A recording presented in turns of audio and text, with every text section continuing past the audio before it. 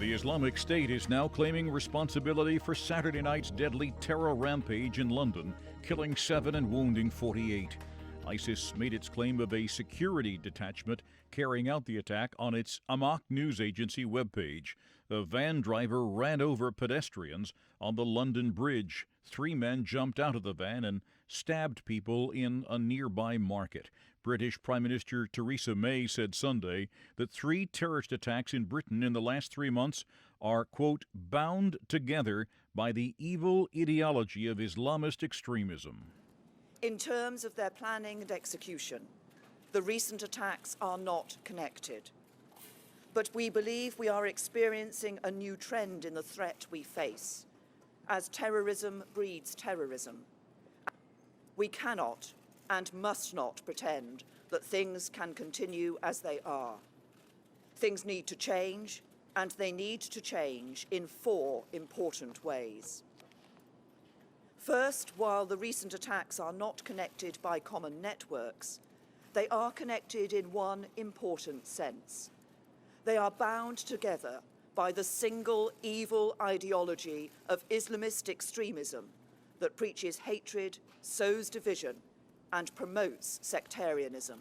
British Home Secretary Amber Rudd said Sunday that police believe the 3 who were shot dead by police were the only perpetrators, but police immediately spread out, looking for possible accomplices. 12 people had been arrested as of late Sunday, but the British government has no plans to raise the country's terror threat level from severe to the top level, critical. This is VOA News.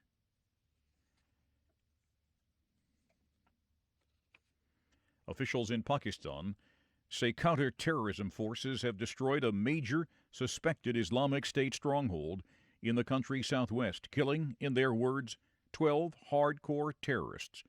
A military statement Sunday said the intelligence-led raid targeted the militant hideout in the hilly Mastung district in Baluchistan province, and the ensuing gunfight that lasted for 2 days injured 5 security force members, including 2 officers. The statement said terrorists were hiding inside a cave for planning, coordination, and execution of terrorist activities in Baluchistan.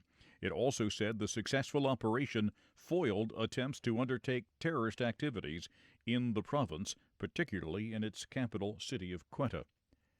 Afghanistan's Taliban said it had attacked a key northern district, Imam Sahib, early Sunday, and are reported to be moving closer to the district center after inflicting heavy casualties on government forces and overrunning surrounding villages.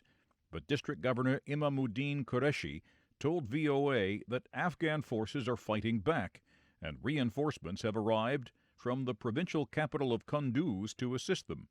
He confirmed the clashes killed at least 6 soldiers and 10 insurgents. Separately, officials in southern Kandahar province confirmed 2 policemen shot dead 6 of their colleagues and wounded many others at a security installation early Sunday. The assailants were suspected Taliban infiltrators. They were killed by Afghan troops as they tried to flee. The Taliban confirmed the attackers were its members and that they had joined the police just to carry out such an attack. The American billionaire and former mayor of New York City, Michael Bloomberg, is on a mission to ensure the U.S., which is one of the world's top polluters, upholds its commitments to the Paris Climate Agreement, even if it is not formally part of it. Last week, President Trump announced the U.S. will withdraw from the agreement. He said it was too costly and would cause American businesses to lose 7 million jobs by 2025. Bloomberg says he will give up to $15 million to the UN agency that helps countries implement their commitments to the Paris Agreement.